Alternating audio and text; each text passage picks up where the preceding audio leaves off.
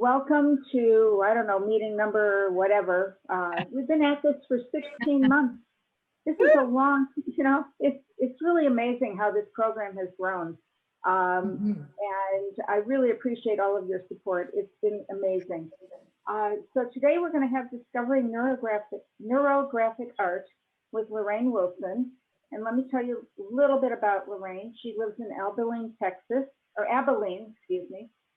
She was diagnosed in 2017. She's a retired teacher. She was in the Department of Kinesiology. She was a professor from 1977 to 2018 at Abilene Christian University. Okay. And a former business owner of an aquatics center, Scuba and Swim, which she sold a couple of years ago. She's a joy seeker who loves, in turn, to scatter joy. So we're going to have a lot of joy today. She loved to dabble and doodle as a kid and young adult and enjoyed creative endeavors over time, but was surprised at some of the work she has produced post-PD diagnosis. And that's not uncommon. Something about the medications or the dopamine, whatever it may be. But a lot of people have found that they can do art all of a sudden. But she accidentally came upon neurographic art and tried it. And she shared her images via Facebook, and others began to try it and loved it. So she gathered a few neighbors to try it with her in person so she could gauge their responses as they worked together. And to her own focus group, I guess. They were very happy with the experience and found the process to be compelling, as does she. So I hope you all have your pens and your watercolors or colored pencils, and we'll do some art. So I'm going to stop screen sharing. And okay, all right, well, good. Go ahead, Lorraine. All right. Well, actually, that's the beginning. Welcome to your calming space for self-care. I hope that you find a variety of ways to take care of yourself, exercise, eating as best you can. That's probably my weak spot. But one of the things I really enjoy is the opportunity to express myself, as Sharon said. And so art is one of those things. And when I found this neurographic art, I was pretty fascinated. There's a variety of things I do like to do art-wise. But this one is named Neurographic Art by the developer, 2014, Pavel Piskarov. This was my very first piece, so you can tell it's not difficult and it ends up looking pretty, but it looks like it might be difficult. And so that's deceiving. And I've actually made this into a greeting card. One of the things that I like to do is enjoy the process, but then also I like to see what I can do afterward. Here, I was doodling one night and I just made it a bookmark, and I didn't have to color because I used a colored paper and then 2 colors of ink. And this silver is a signo. I have white, gold, and silver, and those signos flow so beautifully. I did another one with the gold on black. It's kind of interesting. I haven't done anything else with it yet, but when we start with neurographic art, the idea is that the developer says it really captures our inner being in an outer way. And one of the things that's important about the process is to understand that he calls it the art of positive change. And one of the reasons is the emphasis in the process on focusing on something important to you. So this might be a challenge, it might be a concern or something that's disturbing. And sometimes a couple of the groups I've worked with since I started this, well, they didn't really want to write while we were in a group something negative, and we assured them nobody's going to see this. This is the back of the paper, this is the front of the paper. So if you don't want to write, or if you don't have a concern, which I would love for nobody to have any kind of concerns. One of the things, we don't want that pump to keep leaking, right? So, but you can also, one of my participants made it kind of a celebration, a praise, something that they were happy about, and that's what they wanted to focus on. One of my friends currently, in fact, just a few days ago, and I'm using pencil for the back. You can use your pen, marker, what have you. But she received a breast cancer diagnosis. And so lately, when I've been doing my mindful art, I like to think about these friends, if not myself. And so, I want her to have good care. So on the back of your paper and the size of your paper does not matter. This one happens to be maybe 3.5 by 5. You're going to see, like here is a small one, 3 by 3. You can go bigger. I have one that is scrapbook paged, and then a sketchbook, I mean, and I like to do, this is watercolor paper, a little bit thicker because I am going to use water. We'll talk about using colored pencils, markers, water. And so I like to actually work on the pages before I bind them. And I have a really fun binding process. That's kind of another thing. So on the back, if you would just ask yourself, well, what is a concern? What might be a challenge? It can be one word. It can be just fragments like this. It can be sentences. You can write all over the entire thing. You know, you may have seen some art. If you like art, you may be also looking at other things online, and people will write and then actually paint over what they're writing. And we're not going to do that, but I am going to be thinking about her physicians, her care, her spirit. I want her to be confident in the care she's receiving. And she's up in Detroit. There's a very excellent medical community for breast cancer. So this is all good. So that's what I'm going to do. And hopefully you have finished writing your concern or challenge, what have you. Then flip it over. That's not visibly on our mind right now, but it's present. Now, I am going to use water in a minute when I finish the sketching part for the coloring part. So I'm actually going to tape this onto wax paper. Sometimes people will tape it onto just another piece of paper. And I like to, yeah, well, you can, here, let me bring it out. Yeah, it's too blurry. Yeah, right about there. Can you see those itty bitty lines by the margins? I actually, on some of these, I like to be very straight. So I actually come in and I put my pencil marks first so that when I put my tape on, it's going to end up with a relatively straight border. It doesn't have to be exact. And so then when I tape it down, it's somewhat. And for example, you can see on this one, I definitely went, oh, cattywampus. I had tape here. Yeah, it's that's fun too, just to have an uneven border. And if you are not planning to use anything with water, if you're going to use just a lightweight marker, not an alcohol type marker, or if you're using colored pencils, or if you're going to leave yours black and white, no coloring at all, that's fine. And I actually like to have my paper where it will move around because I need to kind of move it. I'm not trying to make you seasick, sorry. So I'm going to make this work this way. Excellent. So we've done step one. We've identified a concern. We've written it on the back, and it's kind of like release it. So like yoga or some other exercise warm-ups, just kind of taking a nice deep breath and even sit back, lean back, stretch your arms. You know, big exercises, big movements are so important for us with Parkinson's.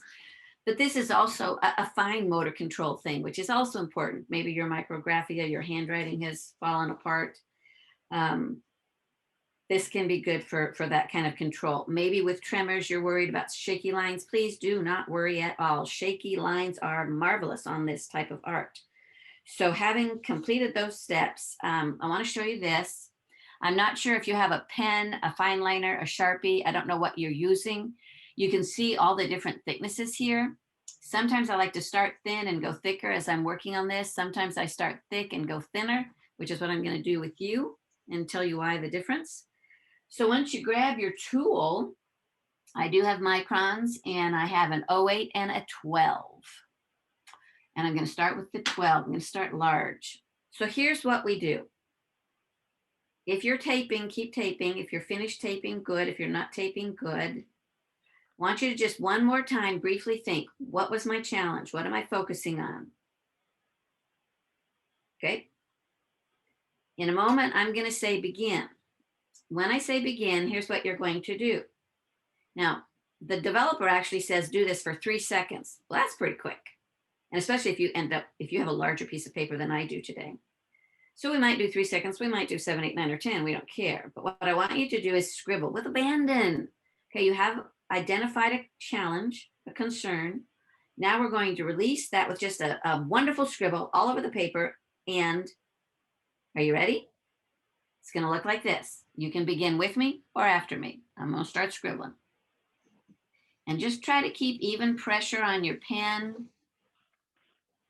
And I'm going to stop there. You can keep scribbling.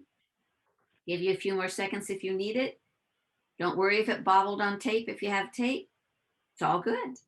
One thing you do have to do though, if you happen to have stopped a line here, we don't want lines loose, okay? So let's take that to an edge. Everything should be off an edge except for any scribbles that are inside, right? Don't worry about those. So that's all I'm going to do with my thick pen. I'm now down to a smaller pen. And like I said, sometimes I go from small to large, but by going from large to small, these thicknesses are now going to match my smaller pen. Now look at your paper. Do you notice all these intersections? Here, here, here, here. Okay, every place a line crosses. He calls those intersections or corners. And notice that they like, for a large part right here in particular, you can see it's like an X and an X and an X. And what he discovered when he was working with people is that in order to help us awaken dormant neural connections and really begin to stimulate those neurons to fire, which I know I need more of, even if I do have my levodopa, carbidopa levodopa kicked in. If I can do anything to enhance neuron, I'm happy to get it going. So what we're going to do is soften all of those intersections. This is what I'm going to call the contemplative or mindful part of the process. And so what we want to do is round every corner. And here's how you do that. And I'm using thicker pens, just hoping that you can see it more clearly on the screen. But where I have this X, for example, I'm going to round it. Okay. Here's one of the reasons I like to be able to turn my paper. I'm going to round this one a little bit bigger. And I'm going to round it a little bit more. Yeah. Okay, I'm going to round this one a little bit smaller because I end up having to round right here. I'm going to round both sides there. And then what we do is we cover up. Let's just kind of take in, hide, eliminate that cross, that X, that sharp corner intersection. And so all we have to do is continue rounding until you have all, so I have everything that's coming into that intersection has now been rounded. If you want to, and it does depend on how you like it to look at this point, you can go over lines. Often by going from the big pen to the smaller pen, I do not have to go over lines. Let me show you a little bit of the difference. While you're working on your corners, just keep working on your corners. We hope in our time that we get all of the corners done, and if we don't, we'll work with what we have. But just as an example, if you want to look up here, and you don't have to, but I'm going to go ahead. This is a smaller pen. Can you see? And so when I go back now and use the thicker pen, my intersections, it can look a little, thick and thin. So then what I do is I just go over the thinner.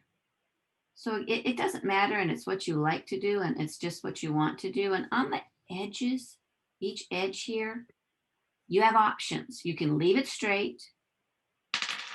My preference is to curve it. If I'm going to be taking care of intersections, I might as well consider that edge an intersection, and I like to curve it.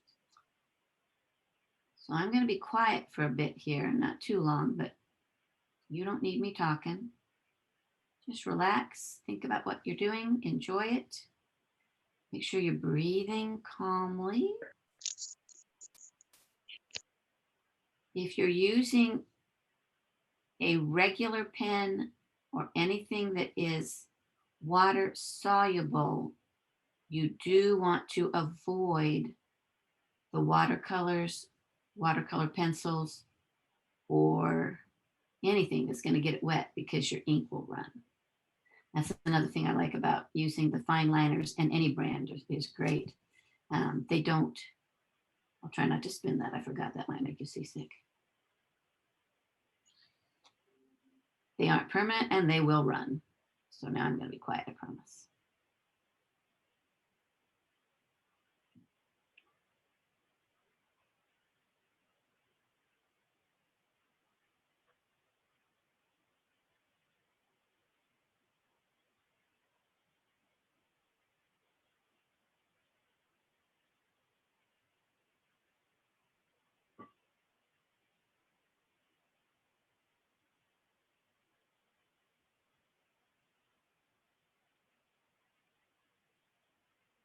If anybody has questions for Lorraine, go ahead and put them in the chat. Thank you. Small areas like this, I will sometimes just make the circle to get my roundness. That works great.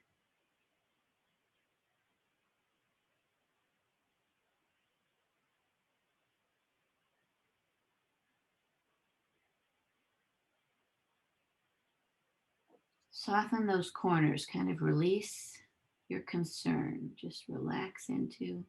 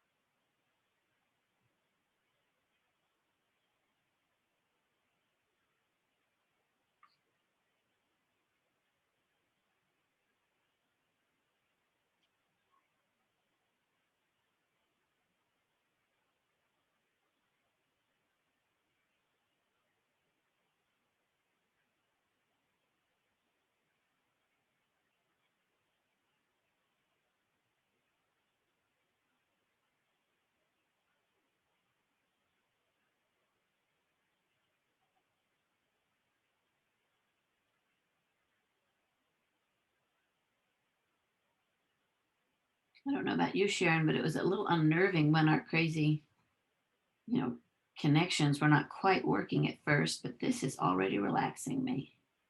Yeah, it seems to be working fine. Anybody have internet problems yesterday? Mine was out the entire day. I was worried that we weren't going to be able to even meet.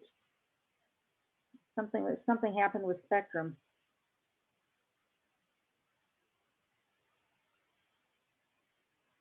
I like technology when it works. Yeah.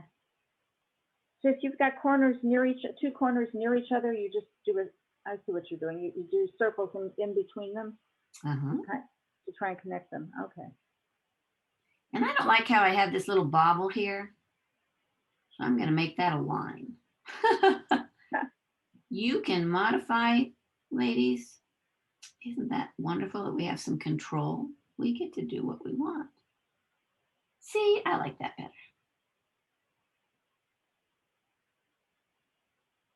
Sometimes I like thick. I'm going to show you one later why I like thick sometimes. But the coloring, black and white is lovely, or if you use other colors like the silver, gold, etc. But when you add color, you can go light, you can go dark. It can be pastel, it can be quite bold. You get to choose. And I have several examples before we start coloring. So, I know that you've already selected yours or have what's available. Don't go buy anything.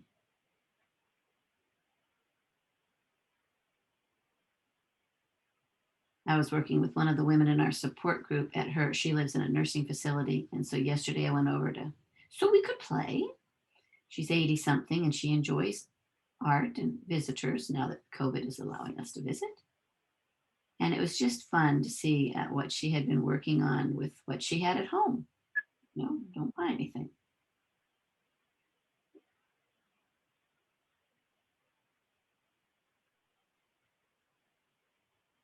Now, again, I don't know what size you're working on, so I may finish before some of you. Some of you may be finished. Maybe you had fewer lines. I can tell you I've seen some people do this not so much as a scribble, which is what I really think Pascal intended. But they do 3 lines, 5 lines, 7 lines instead of scribble. I like the release of the scribble. Get that concern out there. And we will reflect at the end on how the process worked for you and talk about the product as well. Too often when I'm holding a sketching session, I hear people say, well, I'm not artistic. I can't even draw a straight line with a ruler. And I go, yay, I don't want you to be drawing straight lines with a ruler. We're here to explore. And I like this. It can be in so many sizes. It just allows for so much variety. Plus, I think it's an incredible stress management tool, a relaxation technique. And you might, I've seen some people do this in journals. And so then they journal about. For my friend last night, like I said, I've been thinking about my friend a lot with her recent diagnosis. I don't know if some of you have dealt with breast cancer personally or had a friend or loved one. And I don't know if you're, your faith, but I am a person of faith. And so after I'd finished hers, then I used a contrasting color and I wrote a prayer all over it for her. That was kind of fun. I loved it.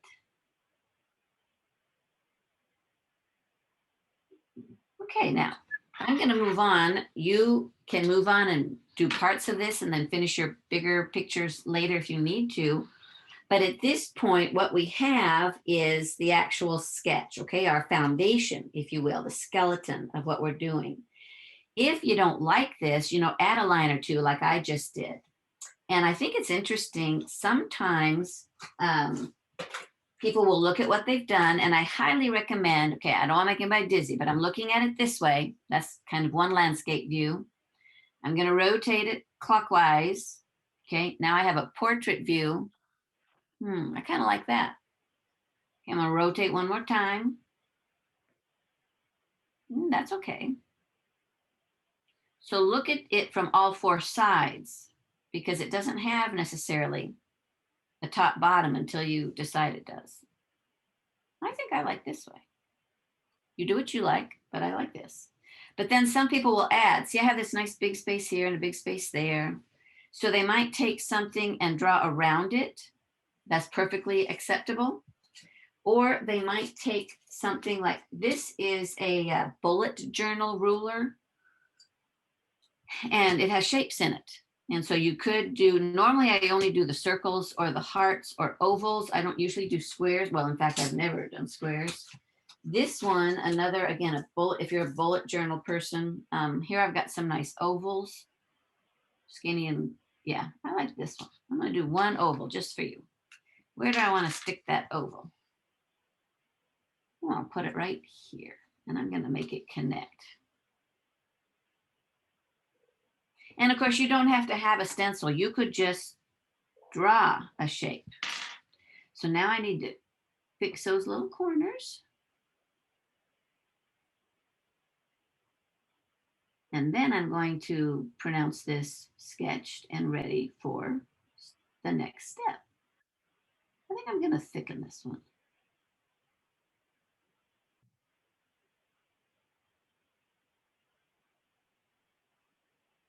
Just for fun. Oh, that one's got a lot of corners.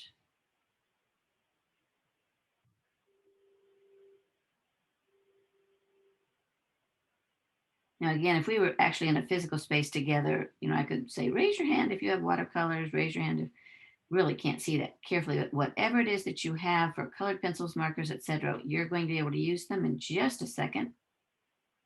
And just like if someone does this with a line approach instead of a scribble approach, you really do want to do things in odd numbers. It's pleasing to us. So 3, 5, 7. And I would start with a minimum of 3 colors if you're using colors. I tend to use 5 to 7. Would anybody notice if I used 4? Probably not. Sometimes I like to use 4 because I only do one thing in the 4th color and it's kind of for emphasis. Now that I've added those circles, let me see if I like a different version. Ooh, I think I like this one. Yep, now I like it upside. Now I like this. Okay, good. So having said that, let me show you some of the variations, if I may, before we continue, before we color. Okay, so this one is watercolor paint, okay? And it's used in different strengths, like straight out of the pan or with more water or with even more water.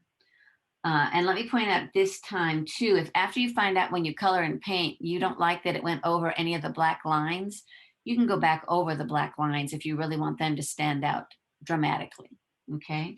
I actually like this one this way. Nope, I like it this way. I don't know how I like it. It's okay. Then I have this one that is done in colored pencils. Now this is actually watercolor paper. There's colored pencil paper. There is a variety out there that you can pick your papers. You might be using paper off your printer. Once I started doing this one, I was going to do it in all browns. I did the little hearts and I go, nope, I'm going to use color. And it ended up, for me in West Texas, looking like a prickly pear. So I just made it look like a prickly pear with hearts. The yellow ended up looking like a little bit of a heart. And I don't know if you've seen a prickly pear, but they have yellow blooms. They actually kind of yellow, orangish, reddish if you really get into the shading, but they're beautiful. And then I just quickly did a little sky and a little cloud by leaving it white. So you can make something out of it, but you don't have to. And then this one, I actually left with the tape on it because I wanted to make this one actually look like a neuron, sort of. That's my interpretation of a neuron. And then I don't know, some of you may be using watercolor pencils for the first time. Some of you may have never used them, don't have them, don't want them. But just to show you in case, this is actually a water brush. Can you see the water in the barrel going up and down? See that bubble? Okay. So I don't even have to have a cup of water here. All I do is put a little pressure to get the water flowing. And then now that that's wet, I left one section for you. I'm going to make it darker. It's pretty light on this camera. So let me make that just a little bit darker. See all of these? Believe it or not, they started like this. And then all you have to do when you're doing watercolor pencils is get your water on there, start blending, and voila, you have watercolors. And it's no muss, no fuss. When I'm on, they call it plein air sketching, outdoors at the park, or if I'm on vacation, and I don't want to be carrying, watercolors and something, a cup and water. I just use the watercolor pencils. Now I've kind of rushed that so it's not smooth. I got to get those little blurbs off there. Real smooth. Smoother. And then sometimes I like to just blot. So, and I did that light on purpose because it's supposed to look like the brain area, but I didn't want my gray matter being perfectly gray. So I used a light blue gray. But there's our little neuron. And of course, neurographic art is all about making those neurons fire, according to Pascal, which is lovely. But for today, for this one, I'm actually going to use some watercolors. Now, I don't know what you have. There's travel kits. This one's all tropical colors. This travel kit is a variety, and so it comes with its own palette, which I took off, but I have it right here. And then these colors, and you always identify your colors so you know what you're working with. I'm a little bit messy, not too messy. But I actually want to use these. So now it's been a while since we thought about what's on the back of our paper. If you want to be fully cognizant of it, pause, take a deep breath, think, focus on that challenge one more time as you're getting ready to color. And I'm just going to do a little bit so that we can wrap up within Sharon's time frame. And Sharon, how much time do you want me to take, and do you need to talk some more? Okay, it's 10:35. You got about 15 minutes and then questions. Does that work for everybody? Perfect for me. I hope that works for everybody. So till 10:50, and then we'll wrap up. Okay. So 10 to 15 minutes is the most. Okay, very good. So I'm going to use a little bit of color and a little bit of these metallics. I kind of like the metallics. So I am going to get some of this very pretty pink. And I'm going to be very bold. You may be using colored pencil, watercolor pencils, markers. Now the Copic markers, any brand that is an alcohol-based marker, they are beautiful, but they usually bleed like a big dog. So you do want watercolor paper or nice thick paper for them. I'm going to go over here. Now see, it's going to start getting lighter. I'm going to steal a little. Now you typically will just find yourself doing this randomly. It's just going to speak to you while you're doing it. You don't pre-plan. And that's what I love about this. It's very transformative. It's very free-flowing. There's no right or wrong. Get a little more of this. Okay, a little light. Now it's going to be nice and light when I do this one. Ooh, pretty.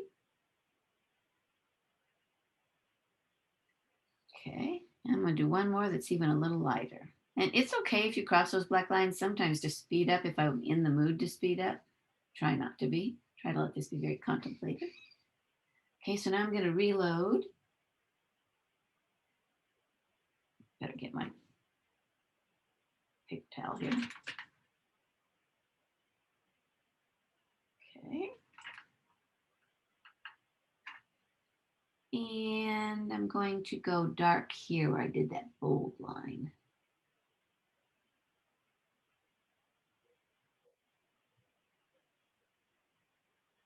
Yeah, gonna do a dark here.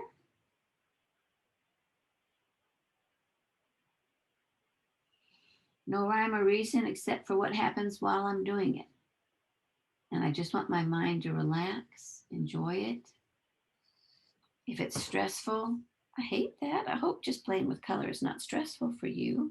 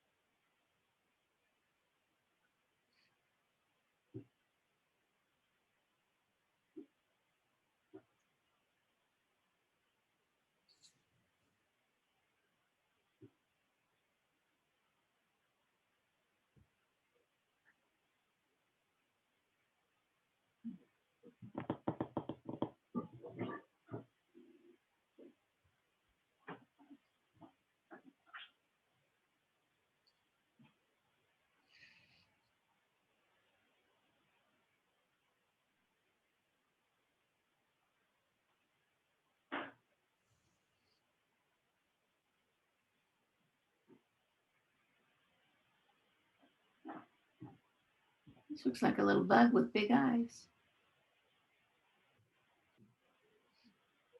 And now I'm going to transfer. So I'm going to have to use a little bit of water to clean my brush. You can also, of course, have multiple brushes available when you're working. I am not by a sink, so I just have one. I usually work where I have a sink. Clean enough. That'll work. Now to remember that that's not drinking water. And get a little more water loaded in those bristles, get that pink out better. There we go. And we're gonna go gold.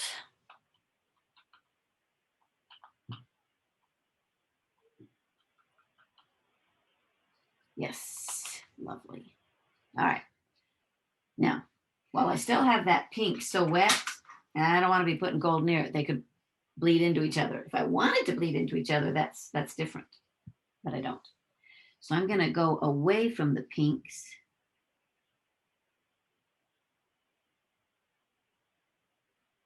Now the gold definitely, when I'm using it full strength like this, it will cover the black. It is perfectly okay.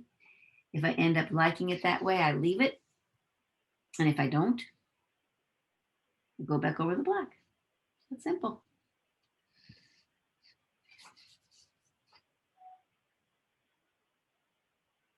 Now you noticed with the watercolor, because I was going pretty full strength, pretty much due to the brush I'm using, I did the opposite of what most folks do. I went from dark to light as it wore off the brush, right? And I added water. But when you're playing with value, you can build from, especially with the colored pencils, you can build from light to dark. And sometimes it's nice to layer colors. And if you're using colored pencils, I hope you know about the blender pencil, because I'll show you when I get another stopping point. Blender pencils make your colored pencil look very smooth, like you've painted it, if that's the look you want. And it's actually just called a blender pencil. However, you don't have to buy a blender pencil. You can use white or cream, a lighter color, and that can blend and improve the smoothness of your pencil on paper. And it does depend on the paper. If you end up really liking things like this, you'll probably find yourself buying a tablet or two of paper that is specifically for this, a watercolor or pencil or what have you. There's always Bristol paper, and Bristol can be moving. Now you'll notice too that what I did here is I did 3 different shapes or 3 different spaces with this color. Again, going to that odd thing, it's basically more pleasing to the human brain than 2s and 4s and 6s when it comes to looking at things. You may know about the rule of thirds if you do photography or art and understand and work with perspective. But if not, I sure can explain the rule of thirds as well. Okay, and sometimes it's fun to leave white space. I'm not gonna leave that much white space because I want a third color. Got a couple minutes before we move on. Again, you may or may not finish, but you can always finish once we're done and leave you to your afternoon to play with this. And you can look up Neurographica or Neurographic Art on online. And again, I love that nickname, the art of positive change. We're trying to deal with our challenges or discomforts. I come back to thinking about my friend. And if I've gone with this, I think I'm going to go a little bit lighter. So I'm going to go with this one. So I'm going to put in a little bit of water, stir it around. No biggie.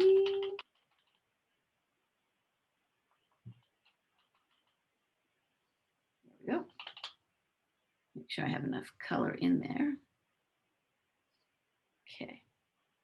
And what it's off screen, but see, I have my paper towel here I've been dabbing on. Okay, color number 3. Oops, sorry, my tape stuck. I'm going to go here. Oh, that's too light. Don't have enough pigment up yet. There we go. And I was just in the mood to use metallics today. I don't know. Sharon, how did the tennis go? Djokovic won in the 5th set. It was close. That's amazing. I don't know, but he did win. He came back. He was down, and he came back and won it. Okay. All right. So here's how we. Yeah, here's how we would wrap it up. Whether this is finished or I would do something else, that's fine. But what I want to do now is reflect on this process. So part of that is I would be removing the tape while I'm thinking about my concern, challenge, praise, whatever's on the back of this paper. So as you know, in this case, I'm thinking of my friend. And so not only do I want to think about her, but how the process has allowed me to relax. I mean, I'm sure my heart beats lower than it was when we started. Of course, we also had computer glitches. But now see, so here's what I have. And I can look at it again from all 4 sides. Because even though I drew it and painted it, I may find out when it's finished, oh, I kind of like that.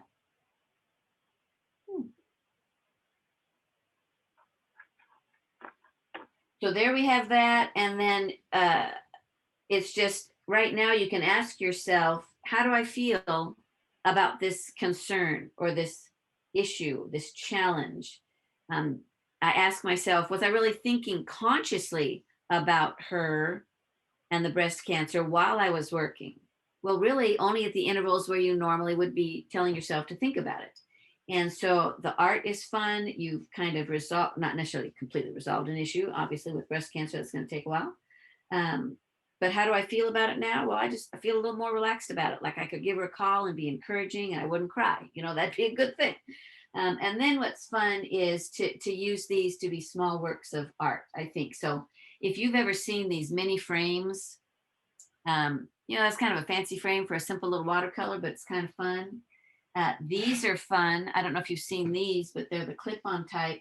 Now this paper is the wrong size, but yeah, it's too tall. But that's fun because I just switch them out. I have one right here I did. And in my windowsill here in my study, I just kind of switch. Yeah, it's gonna glare. And then of course, bookmarks, greeting cards, etc. And I think that just kind of gives you some ideas of what you might do if you want to do anything with it. And I most often actually make greeting cards. And so on this one, you can see the paper edge was to here. And then I just used a black marker around it because I didn't like white.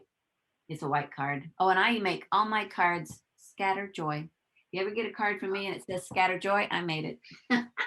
So that's what I like to do with neurographic art, and I highly recommend it. I think the more you do it, the more you'll enjoy its purpose. The whole process is, I think, very compelling. I like that word compelling today.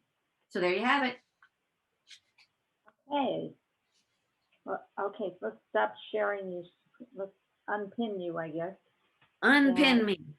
Unpin you. How do I gotta move this. We're okay now. All right. Well, everybody want to show their artwork? Hold it up. Some pretty impressive stuff. Yes, I love it. I have to tell you, I was working like this, and what I wrote was that I have a tremor in my foot when I drive. Okay, so I started turning it after I did it, and I took a look, and here I've got my feet. Yeah. And one of them is bigger, one of them is tremoring. So yeah, it just sort of happened.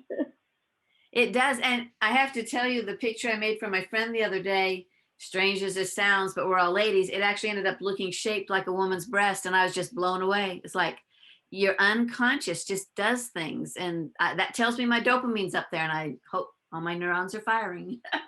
Yeah. So anybody else want to share what you wrote and what you came up with? Anybody, raise your hand or unmute yourself and just say something.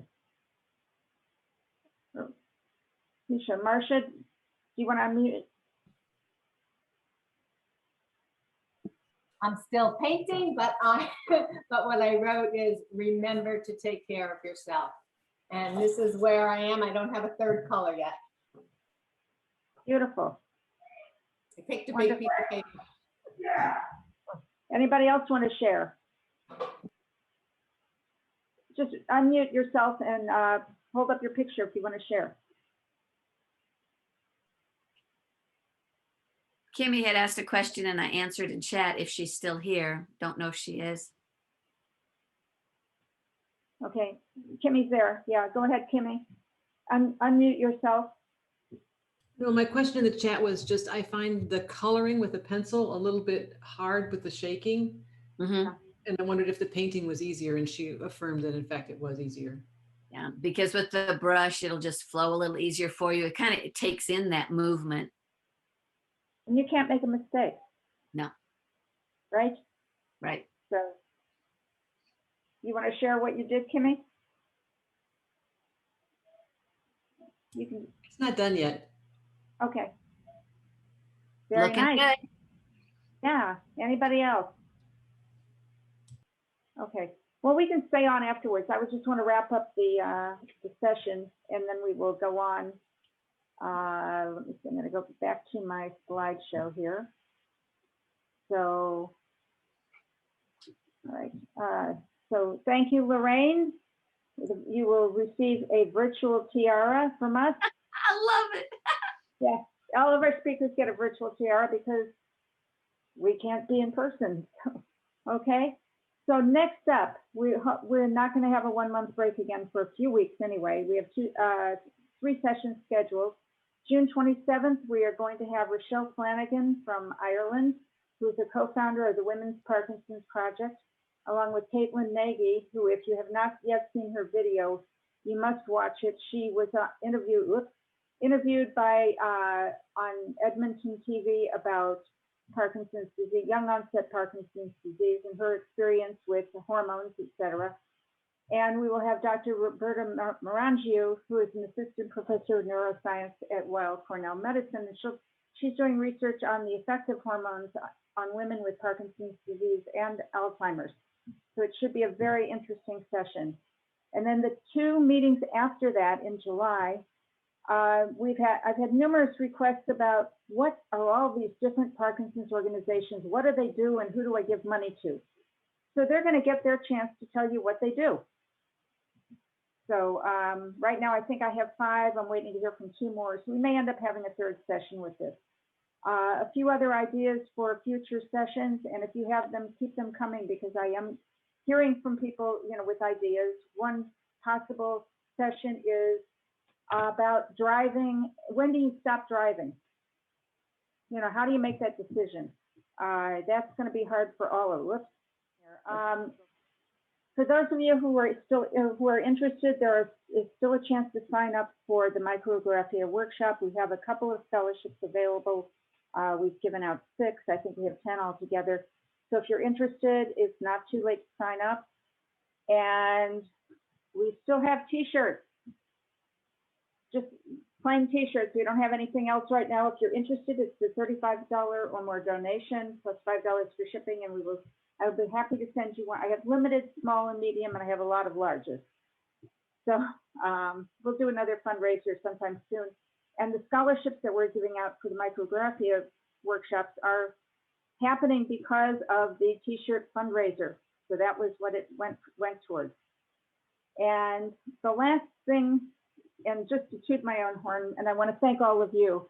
I've been on the FeedSpot top blog list for like 5 years, and I've always been 28, 29. They came out with a new one, and I shot up to number 2. I don't know how it happened, but I want to thank all of you for your support and following me. They have all these things, social engagement, domain. I have no idea what they mean.